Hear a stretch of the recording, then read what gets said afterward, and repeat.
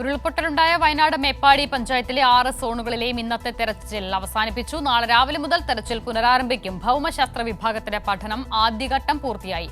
നാശനഷ്ടങ്ങളുടെ കണക്കെടുപ്പ് വിവിധ വകുപ്പുകളുടെ നേതൃത്വത്തിൽ തുടരുകയാണ്. സച്ചിൻ വള്ളിക്കാട് തയ്യാറാക്കിയ റിപ്പോർട്ടിലേക്ക്.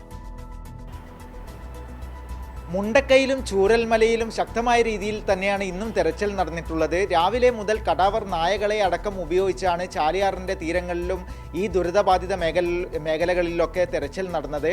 എന്നാൽ ഈ തെരച്ചിലൊന്നും മൃതദേഹഭാഗങ്ങളോ അതുപോലെ തന്നെ മൃതദേഹങ്ങളോ കണ്ടെത്താൻ വേണ്ടി സാധിച്ചിട്ടില്ല. നാളെയും ഇത്തരത്തിൽ 6 സോണുകളിലും ശക്തമായ രീതിയിൽ തിരച്ചിൽ നടത്തുമെന്ന് സർക്കാരും മന്ത്രിമാരും ജില്ലാ ഭരണകൂടവും അറിയിച്ചിട്ടുണ്ട്.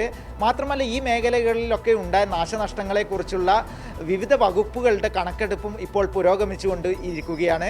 അതുപോലെ തന്നെ ഭൗമശാസ്ത്രജ്ഞനായ ജോൺ മത്തായിയുടെ നേതൃത്വത്തിലും ഈ ഉരുൾപൊട്ടൽ ഉണ്ടാവാൻ കാരണമായ കാര്യങ്ങളൊക്കെയുള്ള ഒരു പ്രാഥമിക പഠനം നടത്തിയിട്ടുണ്ട്. അതിൻ്റെ റിപ്പോർട്ട് 10 ദിവസത്തിനകം സർക്കാരിന് സമർപ്പിക്കും.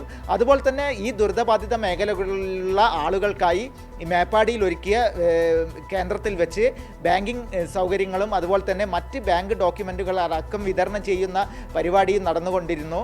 അതുപോലെ തന്നെ ഇന്ന് പുനരധിവാസം അടക്കമുള്ള കാര്യങ്ങളുടെ ഒരു വലിയ രീതിയിലുള്ള ഒരു മാറ്റവും ഉണ്ടായിട്ടുണ്ട്. നിരവധി പേരെ പുനരധിവാസിക്കാനുള്ള വീടുകളും അതുപോലെ തന്നെ മറ്റ് ക്വാർട്ടേഴ്സുകളും അടക്കം വാടക വീടുകൾ അടക്കം കണ്ടെത്തിയിട്ടുണ്ട്. അതിനാൽ തന്നെ ശക്തമായ രീതിയിലുള്ള പ്രവർത്തനങ്ങളുമായാണ് സർക്കാരും അതുപോലെ തന്നെ ജില്ലാ ഭരണകൂടവും ഇപ്പോൾ മുന്നോട്ട് പോയിക്കൊണ്ടിരിക്കുന്നത്.